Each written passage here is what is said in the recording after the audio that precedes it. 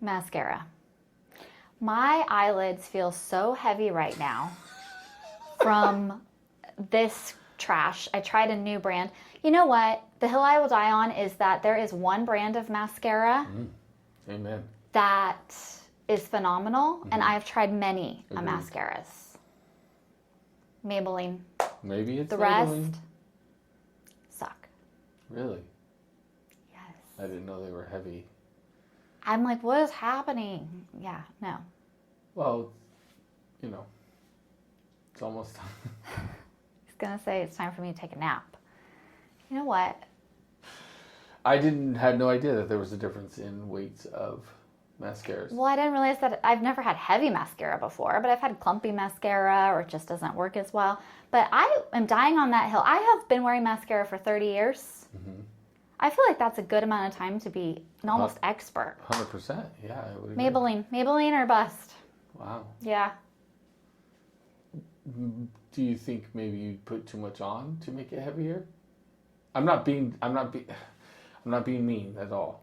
Like, did you? It's like when you paint a room, you put an extra coat on maybe or something. I didn't even put an extra coat on. Okay, it's a fair question. I don't know the world of mascara. Single coat, and I feel like my eyes are like there's no lift. There's just I can almost see my eyelashes in my eye. It's weird. And I curled them. Do you use your sunglasses? So today, we're going to talk about relationships, boundaries, and evolving as we age. Evolving? Yeah, how relationships evolve. We've obviously talked about our relationship and how it's evolved over the years, but we haven't really talked about outside relationships, like friendships and, work relationships or whatnot. So I learned, fun fact, there's a thing called Dunbar's number, and you probably have heard of this saying, I guess you would call it, but you can have, they've done studies on this, I guess his name is Dunbar, I'm assuming,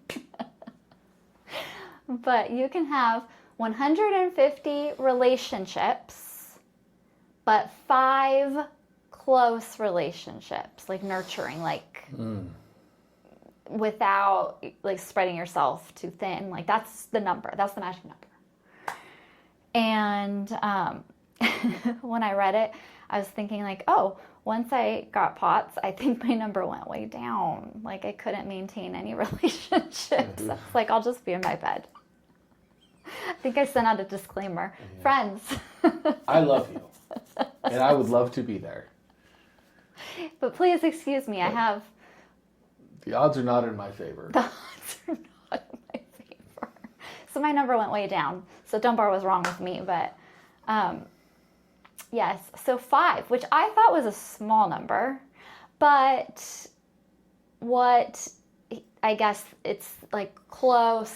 really like, meaningful relationships. And then, but you can have like 150 like relationships, like your friends or whatever with 150 people, which actually like your circle's pretty big then. But I'm guessing that's like, you do like a catch up, like friendly acquaintances. Yeah, you're not regularly communicating with 150 people. Right. But you know 150 people and they know you. Would be my guess. Well, I guess, but if you look at like social media, you have a lot more than 150 friends. You know more than 150 people. Right, but social media friends and relationship is going to be completely different. Also right? true. Yeah, so I could think of people I would say hi to now, but I don't talk to them regularly or be like, hey man, I got this going on. What do you think, right? Yeah. But there probably is 5. Like when Matthew was in baseball, I was really tight with the dads on the baseball team, right? Right. We still communicate, but not nearly the way we did when we were in that era. Shifts. Right, exactly. So now it's more the soccer dads, right? Because we're with them more. So, and there's only a couple of them that I regularly communicate with. Right. But the dad group text from soccer is still alive, and we do communicate in there. Right. But now the girls are on different teams, so we don't regularly communicate. So those are all still viable relationships. But there's like 2 that I talk to frequently, right? So it does change for sure. Circumstances and age, 100%. probably. And I haven't even gotten into the cheer dads yet, so just wait. But to have another whole group text, probably fantasy football league, the whole 9. Yeah. Who knows? Yeah. So I haven't been out there much or at all. I notice definitely shifts in life circumstances too, like make things change. But I noticed certain relationships, so not just friendships, but even family relationships shift and change over time. I mean, from like when you have babies to your kids get older and you're busier and you're not doing family things as much as you used to, like, you know, not your immediate family, you know what I mean? But I think multiple faceted relationships change as you get older, and yes, circumstances change. But I know for us, it's also an age thing and learning how to create healthy boundaries. Like family, right? We've had to learn to create. Let me explain it this way. I learned this in therapy. Shout out, Lisa. But like you have a fence line, and inside your cute little property fence line and whatever house you want to have, like you make it nice and happy, like your little amazing place. And you're inside the fence line, and there's certain people that you allow in to your cute little gated fence lined area. And then there are people that are outside the fence line. It does not mean that you don't love them or wish them well, but something has either happened or they present in a certain way, characteristics, whatever it may be. Or evolving relationships, right? As you get older, you just don't view things the same way, maybe. You've outgrow the relationship, or there's a falling out, whatever it may be. They are on the outside. And they have to be invited into the fence line. So you otherwise reside outside. And I like that analogy because, I think going through therapy when I did and the trauma and all the things, it kind of gave me a visual of like feeling safe and having that control. So huge fan of it. But I just thought like the people that I allow into my fence line now is so drastically different than when I was 20. Oh, yeah. Like, it's crazy. And even in the last 5 years, you know, I used to feel like if I wasn't included in something or if I wasn't invited to something, I would feel like left out. And like, what did I do to you that, you know, like, especially like in the same friend group or whatever it would be, like what could I have possibly done to offend you that you would want to exclude me? Like, this is crazy. Now I'm like, I'm good. Deuces. Like, I'll be here. Please don't invite me. That's what I thought you were going to say. Please don't invite me. You don't need to invite me. I don't want your courtesy invite. I'm good. Thank you so much. I'm not coming. Yeah. Well, and I think, like, I have become better at seeing people for what they are and who they are, too. If you don't value a friendship with me, it's fine. I don't take it personally. We can have a nice conversation at an event or whatever. And then I'm going home and not even thinking about it, like, oh, that was nice, you know, and leave it. And it's great. But there is, you know, the handful of like friends that I really value and talk to often. And like, those are my peeps. Good. I'm good with that. I don't need a million friends. And I think that, you know, I have such a strained relationship with my family that I always valued my friendships so highly, and they were put into a place of importance and elevated because they were so important to me. And I've noticed recently, probably since I turned 40, I'm just like, yeah, I'm good. Which is so funny. It's just not who I was at all. No, it used to matter a lot. Mm-hmm. It would affect you a lot. Yeah, it would hurt my feelings. Like, I would be so hurt. You were also a little more sensitive when you were younger too, right? Yeah. And so you've really found yourself and value yourself for who you really are now. Right. So it's definitely multifaceted for you, you know. And as you mature, you start to see the real ones versus, you know, I don't want to say fake because they're not fake people. No. They're just, you learn how to prioritize relationships, and also you kind of find the placeholder for those where they rank in the relationship, right? And so once you figure that out, it's like, oh, that's okay. We are fine. We can be social. We can be cordial. That's great. Yeah. We're not going to be besties. No. And that's also okay. It's okay. Right. So we don't mesh. And I think, you know, maturity and aging too can change. Lots of things can change it. Right. But I'm like, I like the term friendly acquaintances. Mm-hmm. Like, we're a little more than just acquaintances. Right. Like, we can totally hang out and have a great time in a group or whatever. But you're just not necessarily my cup of tea. Right. Well, and that's okay. Like, I'm not calling you or having side conversations with you or, like, we are not close. But I know you. Mm-hmm. Yeah, we've had to do that with friends and family. Yes. Right? Which was very challenging in the beginning. Family especially. Mm-hmm. And sometimes you have to remove them from your fence line in order to even invite them back in. Mm-hmm. Like, I have to take time out right now. And knowing that that's okay, even if it causes some drama at the time. But I think for me, like, I really work on this kindness in truth. Like, I can say how I feel, but I have to try to work on being kind about it. Yeah. Because it's still, like, I'm entitled to my feelings. Mm-hmm. And I should be able to explain it, especially to your friends or family. Like, I should be able to express myself as long as I'm doing it in a kind way. I'm not being offensive to you or, like, this is what I need right now. Right. You may not understand it, but you don't have to, right? And I think you see then, too, what your value is to them. Yeah. Pretty quickly. And sometimes you have to renegotiate your relationships with friends and family because of protecting, you know, our family. Mm-hmm. And that has been, especially like as our kids were are older too, like in their earlier teenage years, we had to take a step back from a lot because it became so overwhelming. And I remember that, like, we need some memories, just us five. We need a moment to breathe, just us five.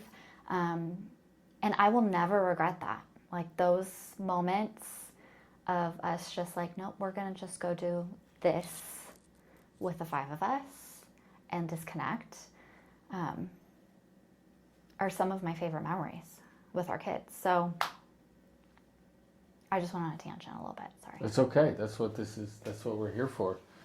I was just thinking in my head while you're talking, there's, you know, the one family we never needed a break from? It's the Aborginas. But I miss them. I know. They moved away. Not far. But it changed. It changed. It changes the dynamic when you're not practically next door. Yeah. But you're right. They were, I have to say, I loved raising my kids with them. Yeah. Right. When our kids were little, because they were the same age, Mm-hmm. And you and Katie would just yell at us. And we were very similar. Yeah. And our kids, you know, it was just easy. Yeah. That was a very easy relationship to have. But that's an example of the five, right? Super close to now, for sure still in the circle, but not nearly as close as we once were, right? Life changed, circumstances changed, right? But I know if I needed something, I could reach out to them, right? And vice versa, right? 100%, so, yep. That's just a product of the kids growing up, distance, life choices, right? Kind of just change dynamics. But to the core of it, it would be 100%. We could sit down with them and have a real conversation. And a great time. Yeah. And like a no great time had passed. Yeah. I feel like that too. And that I love those relationships. I just interrupted you again, didn't I? Well, no, you do it. It doesn't matter. Yeah. I was just thinking about the glove taps. I don't want to go on that tangent, but yeah. The people are going to want to know what that is. The glove taps, if you played second base or shortstop, you know what the glove taps are. And so it's just funny when grown men do it in softball. You guys are so cute. But yeah, we had a lot of fun together. So, but that's a perfect example. And then now, I think as we get older too, like we want different in the relationships that we have. Like I want a meaningful relationship, right? I don't mind shooting the shit. I shoot the shit with the best of them. But I also like to have like the real "how are you" conversations, right? Because I care, and I want to know: does my friend need me to uplift him? Does he need to just vent about work, life, kids, whatever it is, right? And know that I always picture a golf cart when I talk about this. When we're in that golf cart, that's your safe place. You can let it all out right there, because I may need that in return, right? Yeah. At times, so I feel like those are the important relationships now as you get older. It's like those are the real ones that you want to keep around. And there's tons of other people that you can have relationships with at the same time. But the depths of them are going to be different. And I think understanding that as you get older, because if I have this conversation with you and I'm being real and I'm being vulnerable, the last thing I want you to do is go tell somebody what I'm telling you, right? So learning like, all right, this is where I have to draw the line with this person. Like, I love you to death, but I'm not really going to tell you everything because I have a feeling next time I'm downtown, someone's going to walk up and be like, oh man, I heard you X, Y, Z, right? Yeah. Like, damn, I know exactly who told you that. But keeping them in that kind of realm of where you can know that you can be open and real with them. And then ones you can be open and real, but just to a certain degree. Right, and that takes time to learn out, figure out, and just having the more in-depth relationships is super, super important to me. Yeah, well, and that's like who you give your time and attention and nurture the relationships and whatnot, and I think even just learning to navigate other relationships it comes with maturity too, like being able to have. You don't have to spend all of your time with someone to have a meaningful relationship. Like there's still value and love there for the person, but it doesn't mean that we're hanging out every second of the day. And I think that comes with maturity too. Yeah.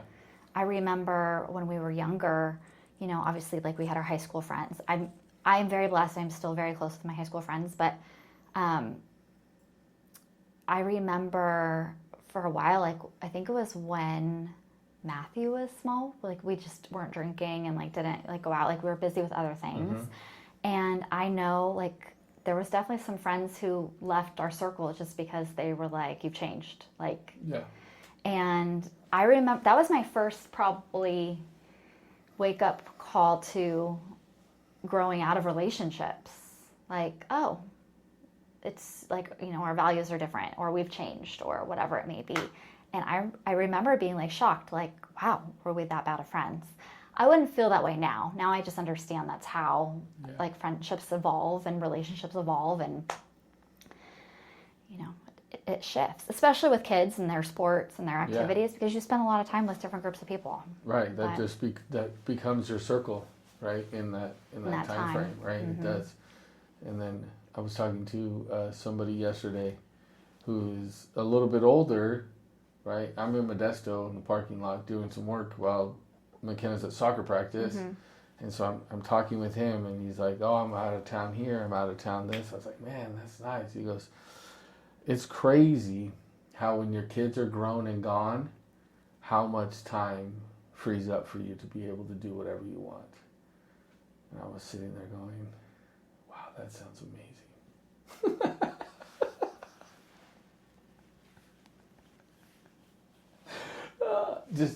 Just kidding, kinda.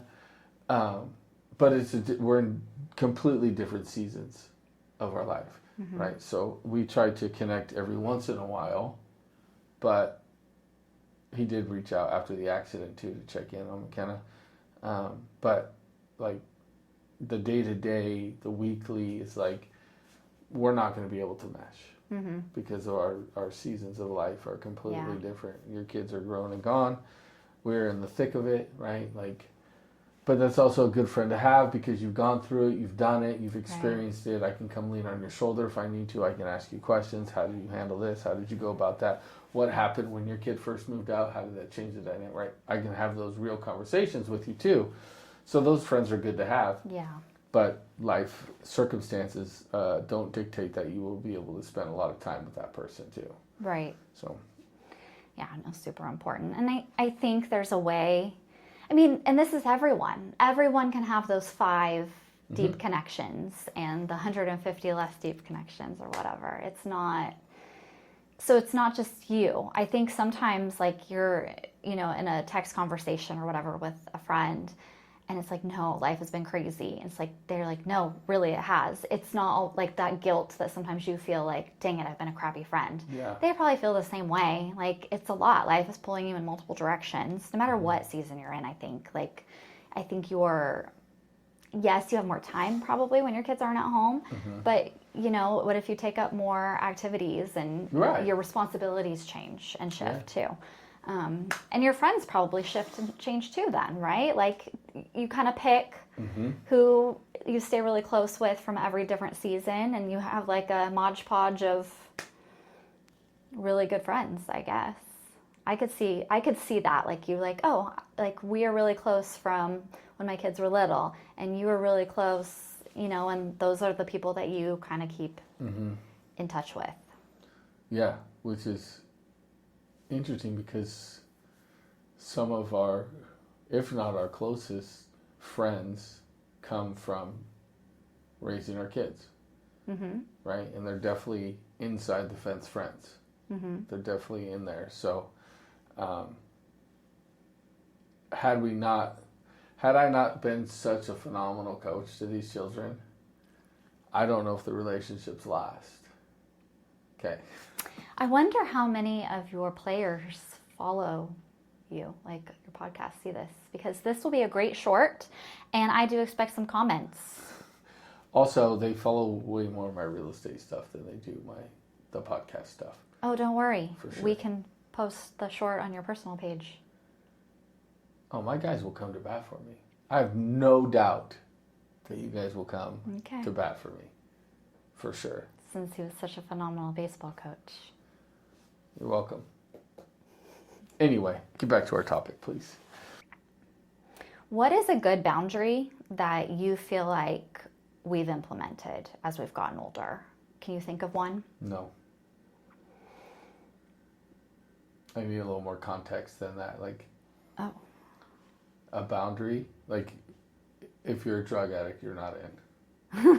Like, where's if you don't watch golf, you're out. No, Okay, I think see? it's... Sorry, I looked over. I don't know if you leaned back or not, but it looked like the plant was eating you.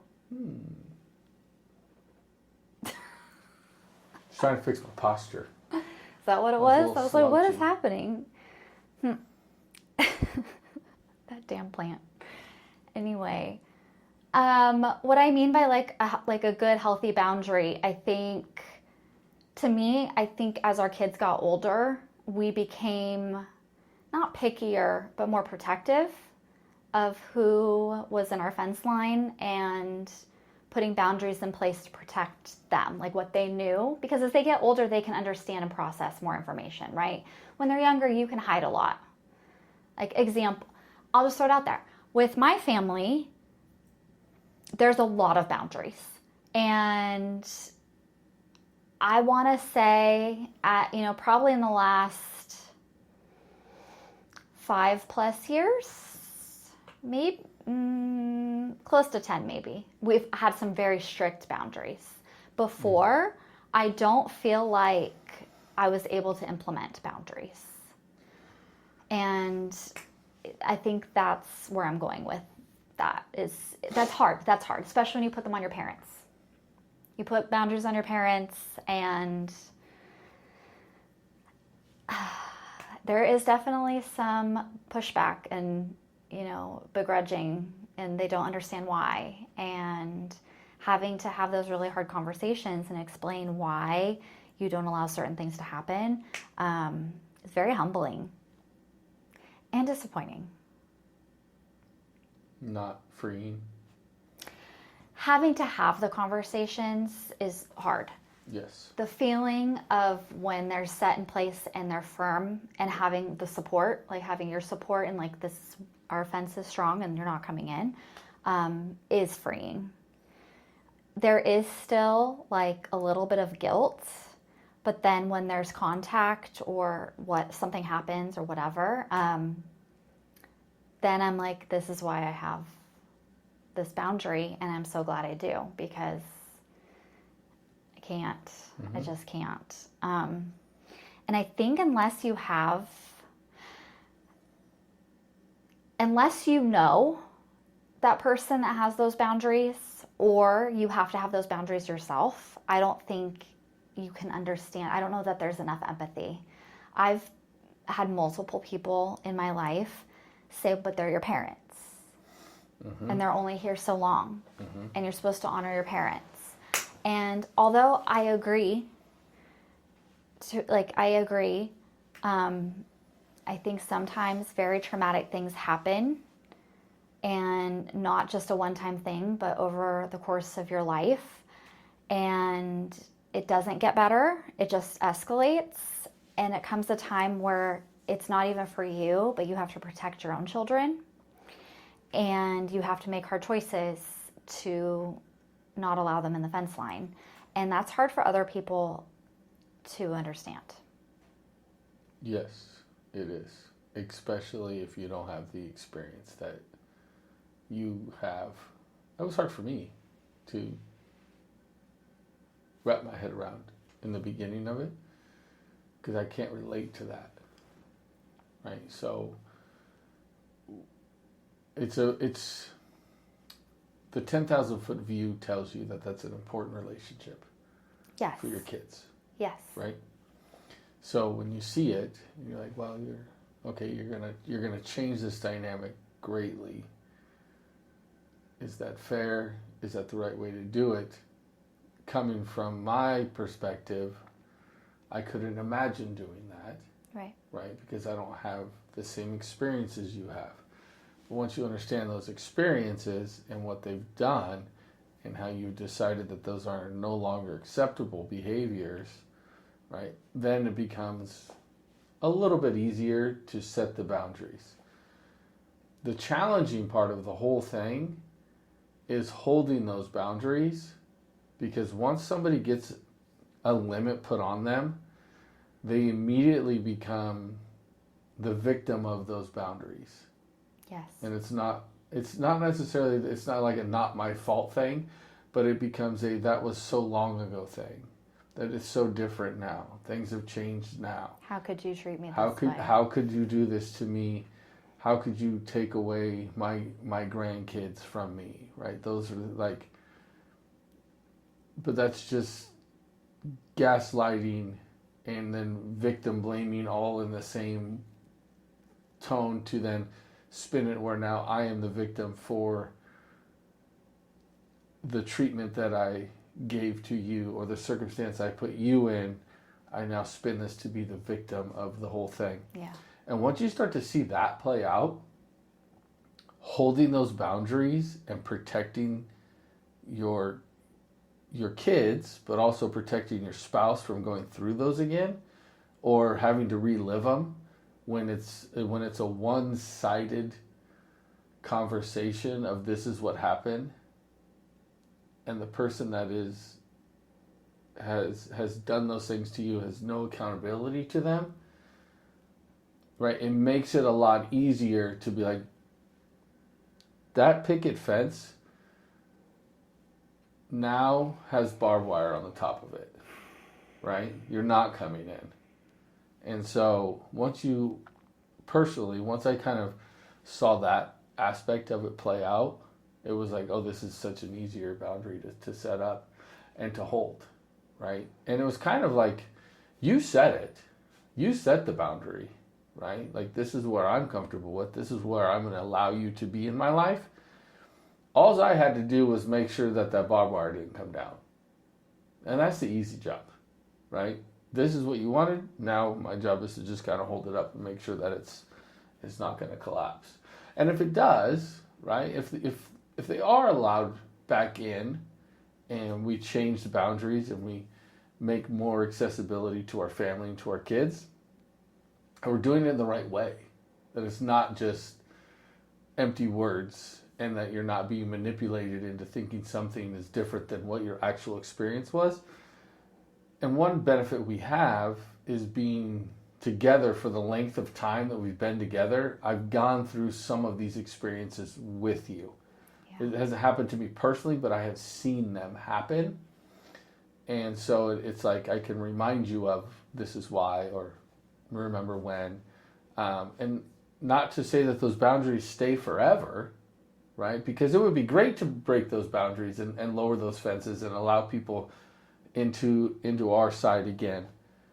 But it has to be a lot of work on the other side first until you can prove that this is actually real and not a facade, and not that you need something, want something, right?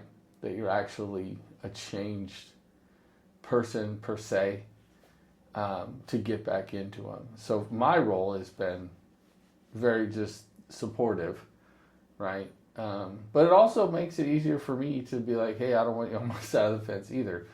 Not geared towards your family, but to anybody now. It's like, okay, we understand how this game works. We've figured out what it looks like to be on our side of the fence in our beautiful front yard with our amazing front porch. And to be in here, you have to mean something. And it has to be real and it has to be authentic. And if it's not, neither one of us now have a problem to remove you in kindness, in truth, and to love you from a distance. Yeah. Right? And that's taken a long time. Building that fence is freaking hard. Building that fence is hard. And devastating, really, because you have to admit to yourself that there is a serious problem. Like, I do not take where my relationships are lightly. Like, they've taken their toll. Like, it's broken me down, and I've had to build back up. And you have to build that fence, and it's hard, especially when you're putting someone on the other side of the fence that is supposed to love and support you and be your number one cheerleader and walk through life events with you. And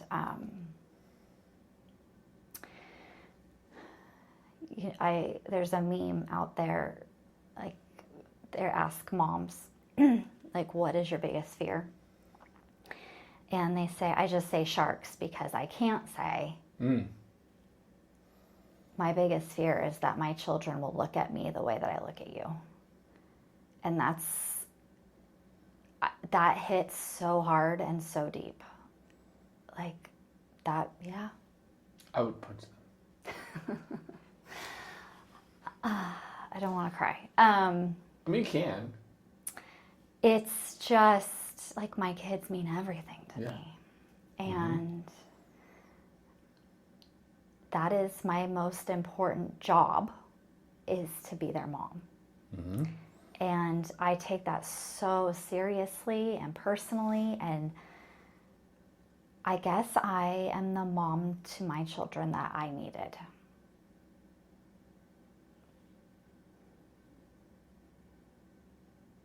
Yeah. Or wanted? I don't know. I don't know if that would be the term I would use, right? Because you're a fantastic mom. Like, you're the mom to your kids that you always were made to be, right? You're not replacing something or fixing something, right? Right. I'm a good mom because you're a good mom. Like, you're a good mother, but it's a choice that you've made because you want to have that relationship, but you're taking what you've learned and what you've experienced, and you're using that to your benefit to be a good mom, right? but you don't have to fulfill anything.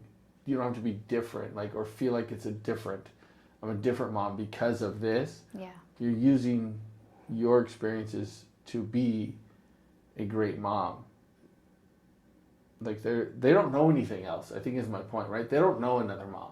Yeah. So they have you, and they're super blessed to have you, but you don't have to live up to anything, right? You don't have to change anything because this is all they know. They don't have the mindset that you have. They don't have the experiences you have. All they have is a good mom. That's all they have. So, one, they would never say that to you, right? They would never. That meme would never become real in our life, and I also would punch them if they did that. But and rationally, I know that. Right. But that is like, I think because I do know the other side, and that's hard.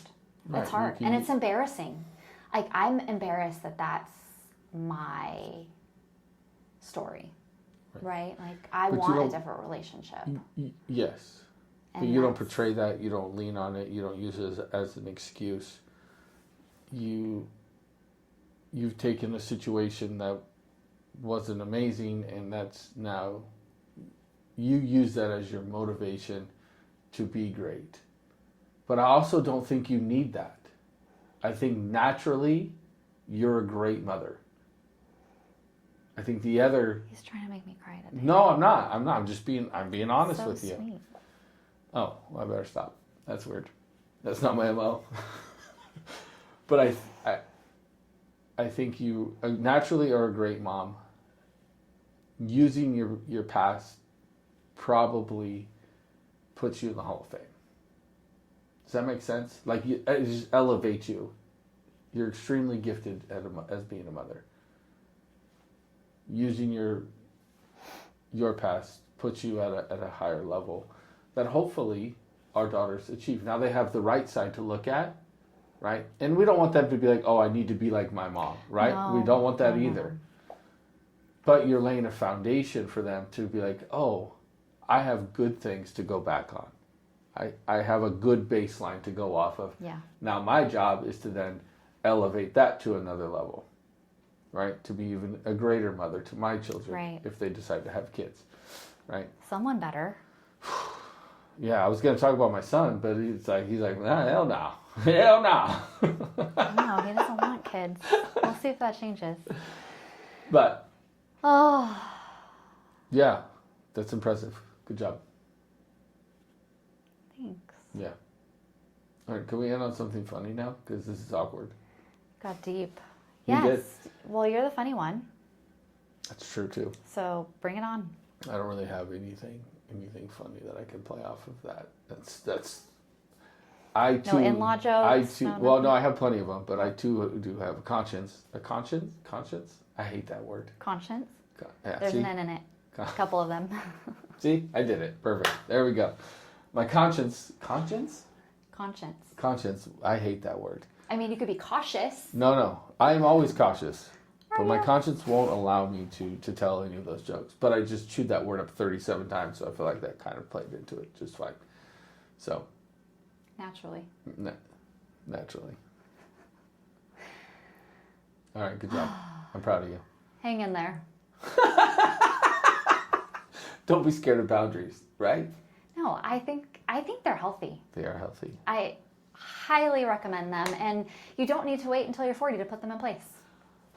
Also, don't be scared of therapy, because this is why I always say shout out to Lisa, because without that foundation of her, like, therapy saved me. I think, well, I mean, it's more Jesus that saved you, but yeah. Well, without saying Jesus saved me, I think therapy helped me with giving me tools to help myself. And pulled out who you were the whole time and allowed you to be that person. So that's why I always say shout out to Lisa, because I think she's done phenomenal work in both of our lives, and I've never sat down with her one-on-one. So just vicariously through you, and every once in a while she would yell at me on those Zoom. But those are my favorite ones. so anyway, she's so I highly recommend it. I'm a firm believer in therapy. But we love you guys. We appreciate you all Thank you so much for watching, listening. Please leave us a review if you're on audio, if you're on YouTube. She didn't cry, so you don't have to watch for her to be crying on YouTube. There was kind of a tear. She held it together well. That was So rough. we appreciate you guys. Share this. Hit us with some comments. And as always, we will catch you guys on the next one.